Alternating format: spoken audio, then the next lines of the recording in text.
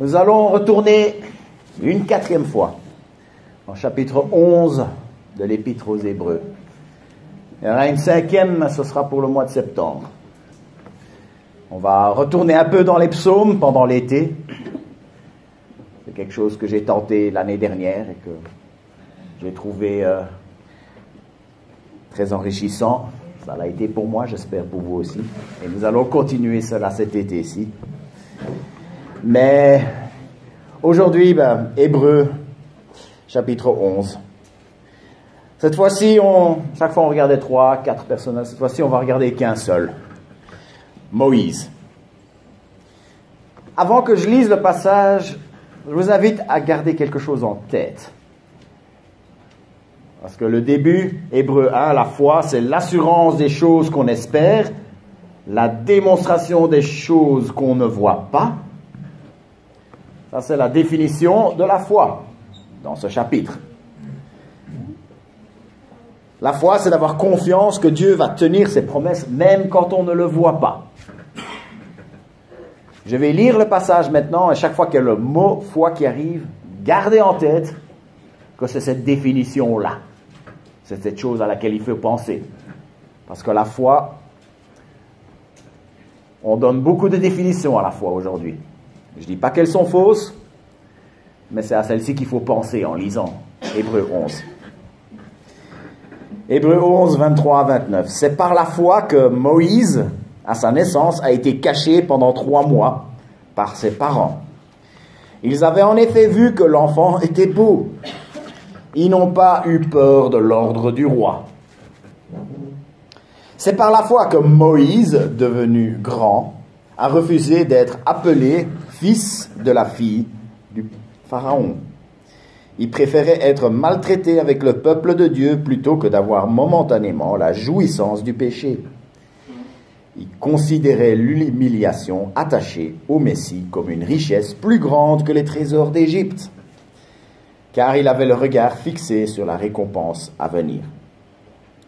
C'est par la foi qu'il a quitté l'Égypte sans craindre la colère du roi, car il s'est montré déterminé comme s'il voyait celui qui est invisible.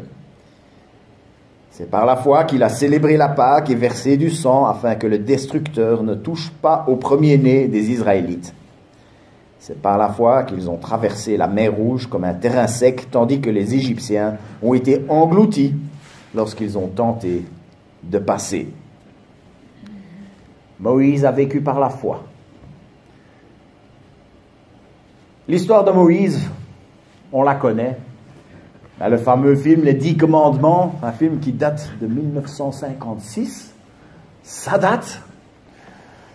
Il y a aussi Le Prince d'Égypte, de 1999, ou fameuse comédie musicale de 2000 qui, paraît-il, nous donne l'envie d'aimer.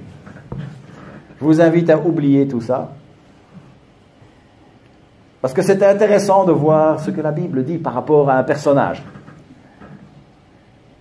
Le livre de l'Exode nous dit beaucoup sur Moïse, bien entendu. Mais Hébreux 11 nous donne un éclairage tout particulier sur sa vie.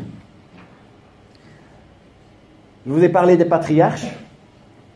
Ils avaient cette foi, avec cette particularité, c'est qu'ils ne l'ont pas vu, mais ils y ont quand même cru. Ils ont cru que Dieu allait le faire pour leur descendance, pour leur peuple. Moïse, même chose, sauf que lui a une particularité. C'est que cette foi a eu un vrai impact sur les décisions qu'il a prises dans sa vie. Verset 23. C'est par la foi que Moïse, à sa naissance, a été caché pendant 3 mois par ses parents. Ils avaient en effet vu que l'enfant était beau et ils n'ont pas eu peur de l'ordre du roi. Semaine dernière, j'ai terminé, c'était un clan de 70 personnes. Jacob, ses fils, Joseph qui était déjà en Égypte, ils sont arrivés en Égypte, ils se sont installés et ils sont morts, ils ont eu des enfants, des petits-enfants, ils sont morts. Et il y a eu une descendance et 300 ans plus tard, ils sont devenus un peuple très nombreux. Le clan est devenu un peuple. C'est la première fois qu'on peut réellement parler du peuple de Dieu. Et ça n'a pas plu au Pharaon. C'était devenu une menace, c'était devenu un problème. Il a détruit, à un moment donné, il a décidé qu'il fallait détruire ce peuple, ou en tout cas, bien la réduire, et il l'a fait en ordonnant de tuer tous les mâles qui naissaient, tous les garçons qui naissaient. Il ne voulait plus que ce peuple grandisse. Il y a le premier acte de foi. Celui-ci, il est attribué aux parents de Moïse. Ils ont décidé de cacher un nouveau-né pendant 3 mois. Est-ce que vous avez déjà réfléchi à ce que ça veut dire de cacher un nouveau-né? Vous avez déjà dit, chut, tais-toi, il y a des soldats dehors. Un nouveau-né, ça ne marche pas. D'ailleurs, il y a un film qui a joué un peu là-dessus, le film Sans un bruit. C'est l'histoire avec des aliens qui sont aveugles mais qui entendent très bien. Tant qu'ils restent silencieux, ils n'attaquent pas. Et puis ils ont un enfant qui naît. Et ils ont dû trouver toutes sortes de stratagèmes pour s'assurer que les aliens n'entendent pas l'enfant. Eh bien, les parents ont dû vivre ça. Ils ont dû vivre ça, mais en réalité, je ne sais pas comment ils ont fait, mais ils ont pris un fameux risque. Ils ont pris un risque énorme. Il aurait suffi que quelqu'un, un Égyptien, passe dans la rue, entende un enfant pleurer, pour dire, je viens de penser à quelque chose, s'ils avaient fait semblant que c'était une fille, peut-être que, bon, peu importe. Mais il aurait suffi que quelqu'un passe dans la rue, entende un enfant pleurer, pour aller dire aux Égyptiens, oui, il y a un bébé qui est né dans cette maison-là. Qu'est-ce qui se serait passé? Non seulement l'enfant serait mort, mais toute la famille aurait été tuée aussi. Il y avait un choix qui était devant eux. Craindre l'ordre du Pharaon, laisser mourir l'enfant ou faire confiance en Dieu pour que le peuple puisse continuer à subsister. Ils connaissaient les promesses. Ce n'est pas possible autrement. Et Dieu avait promis que ce peuple allait subsister, que ce peuple allait hériter d'une terre, qu'un royaume allait s'établir, un royaume éternel, et qu'une bénédiction allait arriver pour la terre entière. Bénédiction qui est le Messie en Jésus-Christ. Mais pour ça, il fallait que ce peuple survive. Pour ça, il fallait avoir confiance en Dieu pour que cet avenir qu'il a promis puisse arriver. Les parents de Moïse avaient la foi, alors ils ont risqué leur vie en faisant tout pour sauver cet enfant. Et 3 mois plus tard, ils l'ont mis dans un panier et ils l'ont confié au Nil. On ne sait pas exactement ce qu'ils espéraient en le faisant, mais il a été retrouvé par la fille du Pharaon. Et la première chose que la fille de Pharaon dit en voyant, dit « Ah, c'est l'enfant d'un Hébreu ». Elle a tout de suite su qu'il était hébreu. Et à l'époque, le lait en poudre, le nan nouveau-né n'existait pas encore. Alors pour assurer la survie d'un tout petit enfant, c'était trouver une femme qui pouvait l'allaiter. Une femme qui était encore en lactation. C'était quelque chose de très fréquent dans l'humanité jusqu'à l'invention du lait en poudre pour nouveau-nés. Et ici, par un concours assez incroyable de circonstances, c'est sa maman lui-même qui non seulement a récupéré le bébé pour un temps, mais s'est fait payer pour pouvoir l'allaiter. Quand il était assez grand pour être sevré, il est retourné auprès de la fille du Pharaon et il a été élevé dans le palais. Et c'est quelque chose d'assez important quand on lit la suite du passage dans Hébreux, à partir du verset 24. C'est par la foi que Moïse, devenu grand, a refusé d'être appelé le fils de la fille du Pharaon. Il préférait être maltraité avec le peuple de Dieu plutôt que d'avoir momentanément la jouissance du péché. Il considérait l'humiliation attachée au Messie comme une richesse plus grande que les trésors de l'Égypte, car il avait le regard fixé sur la récompense à venir. Le fait qu'il était hébreu, c'était un secret pour personne. Dans les versions romancées, les 10 commandements, prince d'Égypte, on le fait découvrir ses origines et tout le monde est surpris, etc. Non, c'est pas comme ça que ça se passait. C'était un secret pour personne. Tout le monde savait que c'était un enfant d'un Hébreu. Mais néanmoins, on découvre qu'il a reçu tous les privilèges d'un prince. Il avait le droit de se dire le petit-fils de Pharaon, le petit-fils de l'homme le plus puissant de la terre à l'époque. Il pouvait aussi prétendre aux richesses de l'Égypte. L'Égypte, la nation la plus riche du monde de l'époque. Arrivé à l'âge de 40 ans, Moïse, s'il ne faisait rien, tout ce qu'il avait à faire, c'était tendre la main. Et il allait pouvoir profiter d'une partie des trésors de l'Égypte. Mais il a choisi autre chose. Il a dit qu'il s'est laissé maltraiter avec le peuple de Dieu. Il s'est identifié avec les Hébreux. Il avait cette possibilité de s'identifier avec la famille royale d'Égypte. C'était ouvert pour lui. On le découvre dans Hébreux. Mais il a choisi d'être maltraité avec le peuple de Dieu.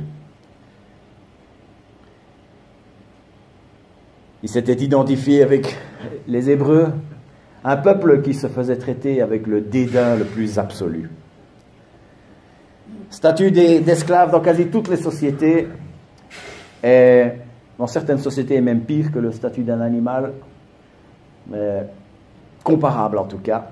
Un esclave, on pouvait le maltraiter, on pouvait lui faire n'importe quoi. On n'était même pas obligé de le nourrir correctement dans certaines sociétés. Et surtout, on avait le droit de le tuer sans la moindre répercussion.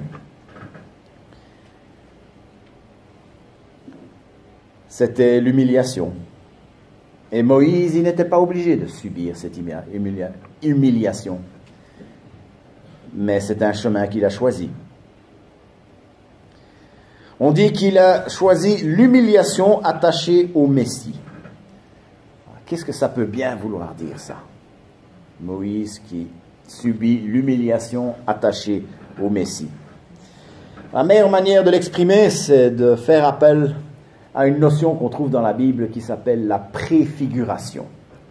Excusez-moi si je suis un peu technique, mais ça nous aide à bien comprendre comment fonctionnent les deux testaments. C'est là, quand un architecte veut construire un immeuble, qu'est-ce qu'il fait? Fabrique un modèle réduit, et puis plus tard, si le projet est accepté, il fabrique l'immeuble. Le modèle réduit, c'est la préfiguration. L'immeuble, c'est l'accomplissement. Le modèle réduit, on ne peut pas habiter dedans. Mais ça donne une idée de ce qui va arriver. Et les souffrances que le peuple de Dieu a souffert en Égypte, les auteurs du Nouveau Testament ont compris ça comme étant un peu le modèle réduit des souffrances liées au Messie que eux aussi étaient en train que d'autres allaient devoir souffrir. Le Messie lui-même qui a souffert, et puis eux qui acceptaient le Messie, ils s'ouvraient à la persécution. Ils s'ouvraient à cette possibilité d'être maltraités, d'être humiliés, parce que ils acceptaient, ils regardaient vers le Messie. Aujourd'hui encore, on parle des persécutions, on parle de ces milliers de gens, et croyez-moi, on a eu Olivier Herkens ici qui nous a un peu expliqué ce qui est en train de se passer dans le monde. Et ça ne s'arrange pas pour beaucoup de nos frères et sœurs. Nous l'avons vraiment bien ici en Belgique. Il faut le savoir. Au pire, on risque un peu de moquerie. J'ai peut-être vu un ou deux perdre leur travail. Ça va. Je n'ai pas encore vraiment vu ça aller plus loin, mais j'en vois d'autres où subissent la torture. subissent des assassinats, risquent leur vie, des massacres. Mais ce sont aussi des humiliations liées au Messie. Tout ce qui se passe dans l'Ancien Testament, c'est donc des modèles réduits, si vous voulez, des événements de ce qui se passe dans le Nouveau Testament. Et j'en suis persuadé, Dieu influence l'histoire pour que les générations futures puissent mieux comprendre ses desseins. Les auteurs du Nouveau Testament voyaient l'Ancien Testament comme cela, et c'est inspiré du Saint-Esprit. Ils ont vu cela. C'est par la foi qu'il a quitté l'Égypte sans craindre la colère du roi, car il s'est montré déterminé comme s'il voyait celui qui est invisible. Quitter l'Égypte, il ne faut pas se leurrer, c'était une affaire très risquée, une affaire très dangereuse. Les rois de l'époque, ils avaient droit de vie ou de mort sur leur sujet. Ils n'avaient pas tout un processus par lequel ils devaient passer. Pharaon, s'il l'avait décidé, il avait une armée à sa disposition, il aurait pu mettre en œuvre un génocide. Imaginez, vous avez une population dans votre pays d'1 million que vous pouvez faire ce que vous voulez. Vous pouvez utiliser comme main-d'œuvre quasi gratuite. Il ne voulait certainement pas perdre ça. Le peuple était peut-être nombreux, mais Pharaon avait encore une armée à sa disposition. C'était parfaitement dans ses moyens de les exterminer jusqu'au dernier. D'ailleurs, sans l'intervention miraculeuse de Dieu, c'est ce qui se serait passé. C'est par la foi qu'il a célébré la Pâque et versé du sang afin que le destructeur ne touche pas au premier-né des Israélites. Alors ici encore, on a à nouveau ce qu'on peut appeler une préfiguration. D'ailleurs, c'est la plus grande de toutes. L'endurcissement de Pharaon a atteint un tel niveau que Dieu a décidé d'un châtiment terrible pour tout le territoire. C'était un ange destructeur qui allait passer et qui allait causer la mort de tous les premiers-nés du territoire. Mais tous ceux qui sacrifiaient un agneau, qui peignaient les linteaux de leurs portes avec le sang de cet agneau, ils allaient être abrités de ce jugement. La maison où se trouvait le sang de cet agneau était une maison où le jugement de Dieu n'allait pas s'abattre.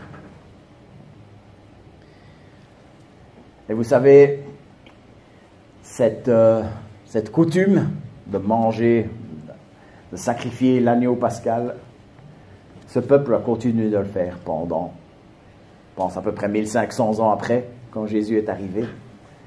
Et quand Jésus est arrivé, c'était quand il fêtait cet événement que les événements de la Pâque ont eu lieu. Et ce n'est pas pour rien, puisque Jésus est l'agneau qui verse son sang. Le modèle réduit, c'est ce qui s'est passé. La maison protégée par le sang d'un agneau, c'est la préfiguration, c'est le modèle réduit. Tout comme dans un modèle réduit, on ne peut pas aller habiter. Il faut attendre l'immeuble pour aller habiter dedans. Mais ici, la maison protégée par le sang d'un vrai agneau, c'est un peu le modèle réduit, si vous voulez, de ce que Jésus a fait à la croix. Le sang versé par Jésus peut peut-être imaginer, comme si le sang de la croix, c'était comme les linteaux d'une porte, d'une maison dans laquelle on peut aller pour être abrité le jour où le jugement du péché tombera. Ça, c'est l'accomplissement. Le sang d'un agneau de l'époque ne sauvait pas vraiment, tout comme on ne peut pas habiter dans un modèle réduit. Mais on peut habiter dans l'immeuble, puisque le sang de Jésus-Christ sauve réellement. C'est le moyen que Dieu a destiné pour nous apporter notre salut. C'est par la foi qu'ils ont traversé la mer Rouge comme un terrain sec, tandis que les Égyptiens ont été engloutis. la traversée de la mer Rouge. On en entend beaucoup là-dessus. Personnellement, je pense que ce n'était pas la mer Rouge que nous connaissons aujourd'hui. Je pense que c'était le golfe de Suez. Si vous voulez débattre de ça avec moi, on peut le faire après. C'est pas si important que ça, puisque même si ce n'est que le golfe de Suez, c'est déjà extraordinaire ce qui s'est passé. Quel que soit le lieu exact, il s'agit d'une intervention surnaturelle du Dieu Tout-Puissant. Mais imaginez, ces murs d'eau qui sont là. Il faut aller y mettre le pied. Ces murs d'eau qui défient toute gravité. Il fallait croire que Dieu allait maintenir ces murs d'eau. Il fallait y mettre le pied. Il y avait peut-être moyen de le faire autrement. Peut-être en voyant ça, on va marcher là-dedans, ça va tomber, on va se noyer. J'imagine qu'un grand groupe de personnes aurait pu aller emprisonner Moïse et Aaron, les livrer au pharaon et commencer à négocier pour une reddition. Mais non, le peuple n'a pas toujours fait preuve de foi, mais là pour le coup ils ont fait preuve. Ils ont été mettre le pied, ils ont traversé à pied sec. Oui, c'est vrai qu'à d'autres moments le peuple n'a pas fait preuve de foi, mais ici ils l'ont fait. Et Dieu a approuvé de cela. Il y a donc 5 actes de foi. Il s'agit de 5 choses qui ont été faites parce qu'ils avaient mis leur confiance en Dieu. La confiance dont Thierry nous a parlé la semaine dernière. Nous pouvons avoir l'absolue certitude que Dieu accomplira ses promesses. Et quand on a ça, quand on intègre ça, cette certitude que Dieu va accomplir ses promesses doit avoir une incidence sur les choix que nous faisons. Moïse croyait ces choses, le peuple a cru ces choses. Et en se basant là-dessus, ils avaient intégré ça au point où ils ont pris leur grande décision en fonction de cette foi. Alors, ce que nous pouvons voir ici, dans ce passage, c'est qu'on a les risques de la foi, on a les renoncements de la foi, et puis on a les récompenses de la foi. Les risques de la foi. Les parents de Moïse auraient pu jouer la sécurité. Ils auraient pu peser le pour et le contre. Ils auraient pu dire, si on se fait prendre, si on livre l'enfant, l'enfant meurt, nous on vit. Si on livre pas l'enfant, on se fait prendre, l'enfant va mourir, nous aussi. C'est terrible, mais voilà, au moins si on livre, on pourra avoir la vie sauve. Mais non, ils avaient confiance dans les promesses de Dieu, et pour ça il fallait que le peuple survive, et pour qu'un peuple survive, il faut avoir des enfants. Il faut protéger les enfants. Ils ont eu foi en Dieu, ils l'ont fait. Le fait que l'auteur aux Hébreux mentionne ceci, il ne l'aurait pas mentionné si ce n'était pas significatif. Un autre risque de la foi, on le voit chez Moïse. Beaucoup plus loin, à l'âge de 80 ans, quand il revient du désert pour mobiliser le peuple et le faire quitter l'Égypte. Oui, il y avait un risque réel. La vie dans le désert était peut-être du rude, mais il y avait une certaine sécurité. S'il retournait, peut-être que le pharaon allait se venger de ce qu'il avait fait. Il avait tué un Égyptien, peut-être en légitime défense, on ne connaît pas tous les détails. Ou alors le pharaon, dans sa colère, aurait pu mettre un génocide en marche, mais Moïse avait reçu un mandat clair de la part de Dieu. Il fallait que ce peuple prenne la place dans le plan de Dieu pour l'humanité. Il fallait que ce peuple prenne la place que Dieu lui avait prévue dans le déploiement de son plan pour l'humanité. Moïse était face à un géant, mais il avait confiance que Dieu allait accomplir son plan. Quoi qu'il en soit, quoi que soit la puissance du roi qu'il avait devant lui, il savait que Dieu allait arriver à ses fins. Et il voulait être du côté du Seigneur. Un autre risque de la foi, c'est le peuple entier qui l'a pris. Ils ont décidé de mettre le pied entre ces deux murs d'eau. Les Égyptiens, ils ont aussi mis les pieds, mais eux, ils l'ont pas fait parce qu'ils avaient foi en Dieu. Ils l'ont juste fait parce qu'ils ont vu le peuple d'Israël le faire. Eux l'ont fait, on va le faire aussi. Ou alors ils auraient pu chercher un autre chemin. Et c'est comme ça que le peuple a été sauvé. Ils ont eu foi que Dieu allait laisser subsister ce peuple. Et ils ont fait ce pas de la foi. Après les risques de la foi, il y a les renoncements de la foi. Moïse, s'il avait décidé de se laisser appeler le fils de la fille du Pharaon, d'ailleurs certaines traditions diraient que le Pharaon n'avait pas de fils, donc il aurait été le futur Pharaon. Ce ne sont pas des sources fiables, mais en tout cas, c'était une vie de luxe qui l'attendait. Une vie de luxe extrême. Malheureusement, il y avait un revers de la médaille de ce luxe. Le passage dit que s'il s'était fait appeler le fils de la fille du Pharaon, il aurait pu momentanément avoir la jouissance du péché.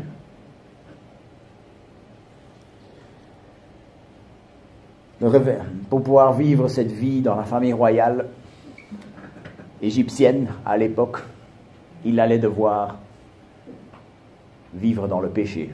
On ne sait pas exactement ce que c'est, mais on voit plus loin, par exemple, dans le livre d'Amos, quels sont les péchés que Dieu reproche au peuple et pour lesquels Dieu a sévi.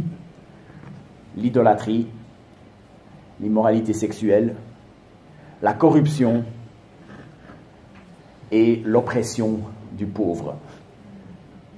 4 péchés auxquels Moïse aurait dû s'adonner s'il était resté le petit-fils du Pharaon. Il y a eu un moment, quand il avait 40 ans, quand il a dû faire un choix. Peut-être dramatiser un peu, Moïse le prince se promène. Il ressemble à moi avec un peu plus de gris, il était plus jeune que moi à ce moment-là, un peu moins de gris, pardon. Il se promène et il voit un Hébreu se faire maltraiter par un Égyptien. Il aurait pu dire, oh, pas mon problème, je suis le fils de la fille de Pharaon. Pas mon problème. Oui, d'accord, je suis hébreu, mais Pharaon passe à côté de ça, pourquoi pas moi? Et il aurait pu passer son chemin et aller vers une vie de luxe. Ou alors le choix c'est, ah non, c'est mon frère, je fais partie de ce peuple, le peuple de Dieu, Dieu a fait des promesses à ce peuple, je veux me trouver sur le chemin des promesses de Dieu. Et pour ça, il faut que je défende mon frère. Et au début, il s'est dit, je ne me fais pas prendre, mais il savait que s'il se faisait prendre, ça allait être la fin de tous ses privilèges. Et ça allait être peut-être la fin pour lui, ou en tout cas une vie de souffrance qui l'attendait. Mais c'est ce qu'il a choisi. Il n'en était pas encore au point, à un moment donné, on dit que Moïse parlait avec Dieu comme un homme parle avec son ami. Il n'en était pas encore à ce point-là. Il ne savait pas tout ce qu'il savait plus tard, quand il a écrit les 5 premiers livres de la Bible, par exemple. Mais il savait déjà certaines choses, et il en savait assez pour se dire, je préfère aller vers les promesses de Dieu que vers la jouissance momentanée du péché.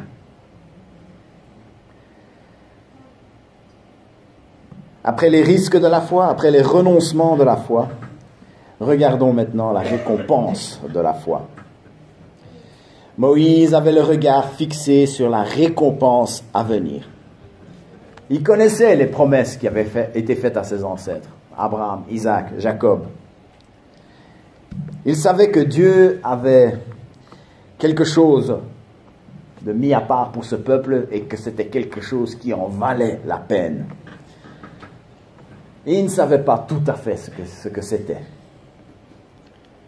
Nous, on sait que ce peuple a fini par hériter d'une terre. On sait que ce peuple a fini par être celui par lequel est venu notre Messie, notre Sauveur. Nous savons toutes ces choses. Moïse ne savait pas tout ça, mais ce qu'il savait était suffisant pour qu'il se mette à prendre les risques de la foi, pour qu'il se mette à se lancer dans les renoncements de la foi, parce que il avait le regard fixé sur les promesses de Dieu.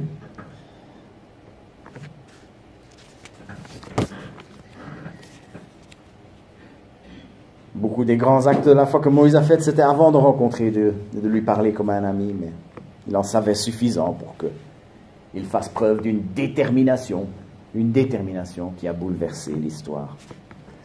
Et nous, dans tout ça, encore une fois, comme j'ai dit, c'était il y a 3 semaines, quand j'ai parlé des patriarches, nous n'allons pas avoir la même foi que ces hommes-là, mais nous pouvons avoir une foi similaire. Quand j'ai parlé des patriarches, j'ai parlé de cette foi que nous pouvons avoir, la confiance que Dieu nous prépare une place auprès de lui, là où le péché n'est plus, là où la mort n'est plus, là où la souffrance n'est plus. Mais quand on regarde Moïse, ça va encore plus loin. Parce que ce n'est pas seulement espérer ce qui va venir quand Jésus reviendra, ou quand nous serons décédés, quand nous partirons auprès de lui. Non, il s'agit de choses pour nous aujourd'hui, pour la vie ici-bas. En sachant qu'il y a cette récompense pour la foi qui nous attend, bien nous avons des décisions à prendre. Et il se pourrait que nous ayons des risques à prendre à partir de cette foi. Il se pourrait qu'il y ait des choses auxquelles nous devons renoncer quand on a le regard fixé sur ce que Dieu a promis. Proclamer qu'on est enfant de Dieu, ça peut être risqué, mais pensons à la joie que c'est d'être approuvé de Dieu. Pensons à la récompense que Dieu promet pour notre foi. Gardons nos yeux fixés dessus et prenons les pas de la foi que l'Esprit nous conduit à faire. Les renoncements peut-être, poursuivre une carrière moins lucrative pour pouvoir mieux servir le Seigneur. Les renoncements de la foi. Avouer sa foi dans un milieu où on risque d'être méprisé. Un renoncement de la foi. La récompense au ciel est tellement magnifique que ça vaut la peine. Et puis renoncer au plaisir du péché. Les plaisirs du péché sont nombreux. Les plaisirs du péché sont très attrayants. On vit dans un monde où on n'a plus le droit d'interdire quoi que ce soit. Presque. On nous dit qu'on a le droit d'exiger toutes sortes de choses. Mais n'oublions pas, les plaisirs du péché sont temporaires et elles mènent à la mort. J'ai entamé une réflexion cette semaine par rapport aux 7 péchés capitaux. Ce sont des péchés qui, déjà en elles-mêmes, sont assez graves, mais qui mènent à d'autres péchés. C'est une invention humaine, mais qui regroupe déjà une très grande partie des tentations du malin. Je me suis posé la question, puisque ça date du Moyen-Âge, tout ça, qu'est-ce que ça peut bien vouloir dire en 2025 ? Qu'est-ce que par rapport à tous ces péchés, qu'est-ce qui pourrait se résumer à ce que le passage appelle la jouir momentanément, avoir momentanément la jouissance du péché. La colère. Vous savez que dans les médias sociaux, s'ils sont gratuits, c'est parce qu'ils se nourrissent de nous. Et une des choses dont ils se nourrissent, c'est notre colère. Quand on est en colère pour quelque chose, et puis qu'on l'écrit, et que quelqu'un écrit « bien dit », on a chimiquement dans la tête, on a littéralement l'hormone du plaisir qui se produit. Et ça fait du bien. On se met même à le rechercher. Quand il y a quelque chose qui nous énerve, et on voit quelqu'un qui fait une vidéo, et on voit que ça l'énerve aussi, on est en colère avec lui, mais ça fait du bien. Il est possible d'utiliser cette énergie pour le bien, oui. Mais c'est une énergie qui peut pousser au péché. Et que le Seigneur peut nous demander à renoncer. L'avarice, le désir d'amasser des biens matériels. La poursuite effrénée des biens matériels peut saper l'énergie qu'on pourrait utiliser pour servir le Seigneur. Est-ce que Dieu nous demande de renoncer à ce plaisir? Avoir un certain confort? Je suis persuadé que le Seigneur veut bien, désire que nous ayons du confort. Il ne demande pas à tout le monde d'aller vivre dans des cabanes. Non. Il a demandé à certaines personnes, mais il ne demande pas ça à tout le monde. Mais est-ce qu'on n'est pas tout le temps en train de vouloir aller au-delà, de chercher le confort supplémentaire, le deuxième confort, le troisième confort? On est peut-être la génération la plus confortable de l'histoire, et pourtant, on en veut encore plus. Est-ce qu'il n'y a pas des choses auxquelles nous pouvons renoncer pour servir notre Seigneur? L'envie. Combien de temps est-ce que nous ne sommes pas en train de nous comparer aux autres? Theodore Roosevelt disait que la comparaison est le voleur de la joie. Se focaliser sur ce que les autres ont, ça je crois, c'est peut-être la seule raison d'existence de Facebook. Je suis dessus, il n'y a pas de souci. Je ne vous dis pas tous d'effacer vos comptes. Mais parfois je me dis, quand je vois comment les gens réagissent, t'as vu ce que lui il fait, t'as vu ce que lui il fait. Enfin, comment moi je réagis aussi. Moi j'ai une vie bien insipide. Lui il a pu faire ça, lui il a pu acheter ça, lui il traîne avec un tel. Et ça n'arrête pas de me dire, voilà, ce que je ne suis pas. Et ça me pousse à vouloir rechercher toutes sortes de choses qui ne sont pas forcément voulues de Dieu. D'ailleurs, se comparer aux autres, les psychologues d'aujourd'hui nous disent de ne plus le faire. Ça ne sert à rien, ça nous rend malheureux pour aucune raison. Mais je crois que la Bible va plus loin que ça. La Bible nous dit que c'est un péché. C'est un péché auquel Dieu peut nous demander de renoncer. L'orgueil, le péché qu'on voit toujours chez les autres, mais qu'on ne voit jamais chez soi. Combien de fois est-ce qu'on voit quelqu'un continuer sur une mauvaise voie tout simplement parce qu'il n'a pas envie d'avouer qu'il s'est trompé? Tout simplement parce qu'il n'a pas perdre la face pour se remettre dans la volonté de Dieu. C'est une belle chose. Tout faire pour ne pas perdre la face, c'est avoir momentanément la jouissance du péché. Est-ce qu'on ne voudrait pas que Dieu dise de nous quelque chose de similaire à ce qu'on voit dans Hébreux 11, 25 et 26? Je vais un petit peu changer quelques mots, juste pour l'appliquer à nous aujourd'hui. Si Dieu pouvait dire de toi et moi, il préférait perdre la face plutôt que d'avoir momentanément la jouissance du péché.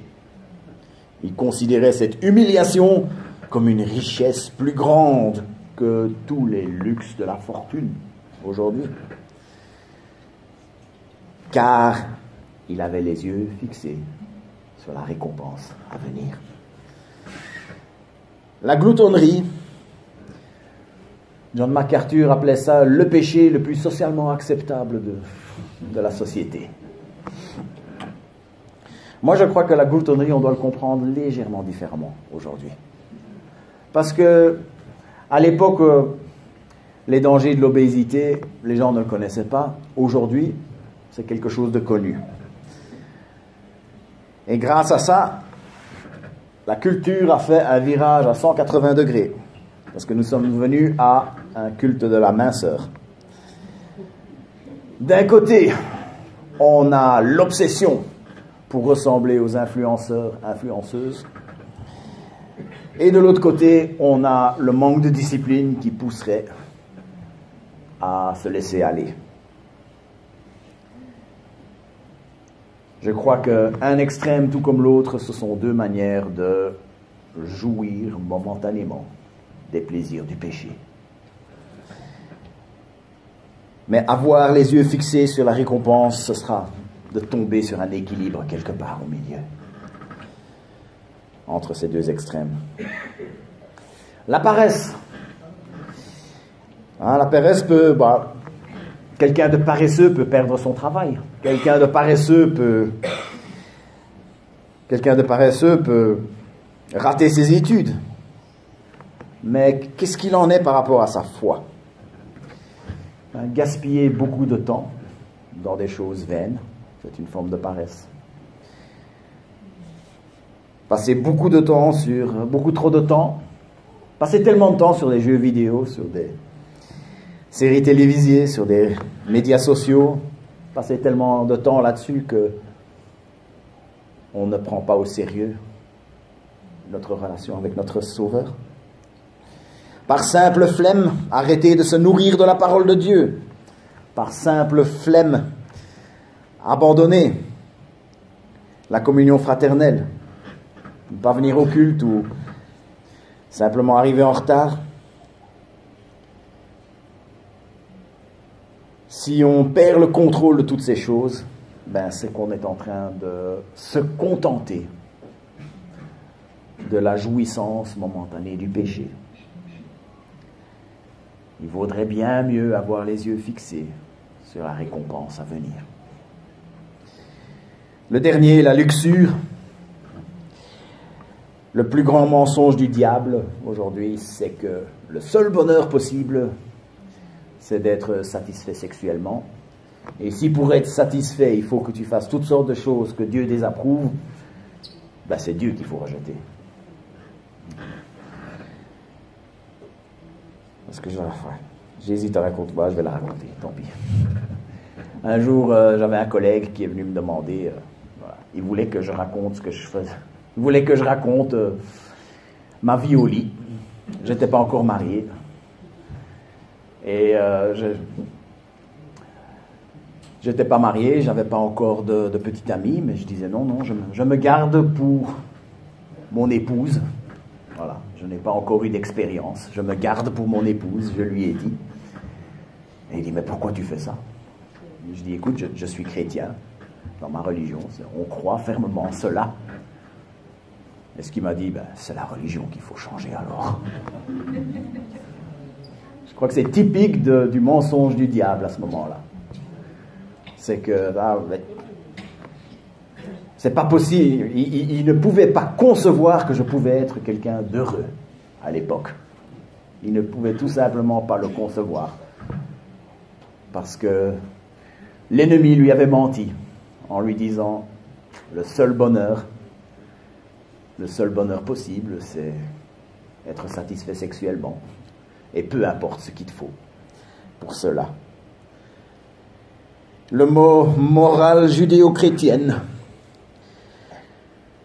ce sont devenus des objets de moquerie aujourd'hui. Il faut du courage pour résister à ce message. Et ça, c'est un message pour tout le monde.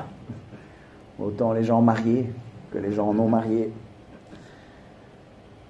Il y a ce mensonge comme quoi il y a toutes sortes de choses qui nous sont offertes. Mais il faut croire quand le Seigneur nous dit que c'est la jouissance momentanée du péché. Il y a quelque chose de bien meilleur qui nous attend. Il faut garder les yeux fixés sur les promesses de notre Dieu. Ayons la foi. Demandons la foi. Que cette foi soit une composante des petites décisions dans la vie. Que cette foi soit une composante des grosses décisions dans notre vie. Ayons les yeux fixés sur la récompense que Dieu nous a promise. Si l'Esprit nous demande de prendre des risques pour cela, pensons à cette récompense. Si l'Esprit nous demande de renoncer à certaines choses pour cela, pensons à la récompense à venir. Parce que Dieu nous a promis un avenir extraordinaire. Nous devons le croire. C'est une promesse. Quand quelqu'un vient me dire, quelqu'un malade vient me dire, je ne peux pas dire, Dieu te guérira, tout ira bien. Mais je peux lui dire, je peux dire à chacun d'entre vous, Dieu nous prépare une place, c'est une promesse. Si tu te tournes vers lui, si par le sang de l'agneau tu te réconcilies avec Dieu, tu peux l'attendre, tu peux être assuré. Tu n'as même aucun moyen de le perdre, c'est réservé pour toi. Et en sachant cela, les décisions que nous prenons tous les jours vont peut-être changer. Mais n'oublions pas ceci. Tu peux mettre la dernière dia. Il n'y a pas de plus bel endroit où se trouver que sur le chemin des promesses de notre Dieu. Prions. Seigneur notre Dieu, nous voulons te remercier pour tout ce que tu fais dans nos vies, pour tout ce que tu nous promets. Seigneur, nous sommes infiniment reconnaissants de cette place que tu nous prépares. Seigneur, nous avons vu Moïse renoncer à la jouissance momentanée du péché parce qu'il savait qu'il y avait des plus belles choses qui l'attendaient avec toi. Seigneur, je prie pour chacun ici, si nous avons des petits choix à faire, de pouvoir nous souvenir de tes promesses. Que si nous avons des grands choix à faire, que nous puissions nous souvenir de tes promesses. Nous demandons tout cela au nom de ton Fils Jésus. Amen.